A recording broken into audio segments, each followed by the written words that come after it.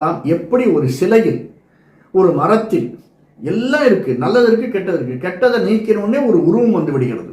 தேவையற்றதை நீக்கி தேவையான உருவத்தை நமக்கு கொடுப்பவர்கள் இல்லையா? அவர் தான் ஆச்சாரியர். அங்க சொல்றதும் ஆச்சாரி அப்படின்னு சொல்றோம். இங்கேருந்து வந்ததுதான் அந்த பொருள். ஆச்சாரியன்னு சொல்றதுல வந்ததுதான் ஆச்சாரிங்கிறது பொருள். ஏன்னா ஆச்சாரம் என்ன செய்ய, உன்னுடைய கெட்டதை எல்லாம் எடுத்து வைத்து, உன்னுடைய உள்ளுக்குள்ள நல்லது இருக்கு, ஒரு பெரிய கல், அதில் கெட்டதை நீக்கிட்டால் ஒரு உருவம் வந்துவிடும். உனக்கான உருவத்தை கொடுப்போர். என்ன? தூயமாய் இருக்கக்கூடிய உருவத்தை கொடுப்போர்.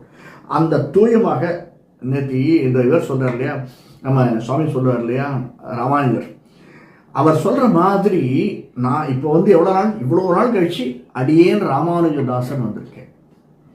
அது எப்போ வருது? அந்த ஆச்சாரிய சம்பந்தம் நமக்கு உண்டுன்னு தெளிவான உடனே தூயமாய் வந்துட்டோம். அதுதான் சொல்றாரு ஆண்டாள், தூயமாய் வந்தோம், வந்தேன்னு சொல்லிக்கல. ஏன்னா இது ஒரு பெரிய கனெக்டிவிட்டி சுவாமி. நம்ம சந்தோஷமா இருந்தோம்னா ஒருத்தருடைய சந்தோஷம் பக்கத்தில் இருக்கவங்க எல்லாருக்கும் சந்தோஷமா இருக்கும். ஒருத்தருடைய துக்கம் பக்கத்தில் இருக்கவங்க அத்தனை பேருக்கும் துக்கமாயிடும்.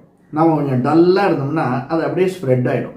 சந்தோஷமாக யாராவது வருவார், நம்ம டல்லாக உட்காந்துட்டு பார்த்துட்டு ஐயோ இப்போ போய் நாம் நல்ல விஷயத்தை இவங்ககிட்ட சொன்னோம்னா நம்ம மேலே ஒருவேளை தப்பாக நினைப்பாங்க, என்னாச்சுப்பா, அந்த டோன் இறங்கிடும். ஜாலியாக இருந்தது போய் டோன் இறங்கிடும். இங்கே நம்ம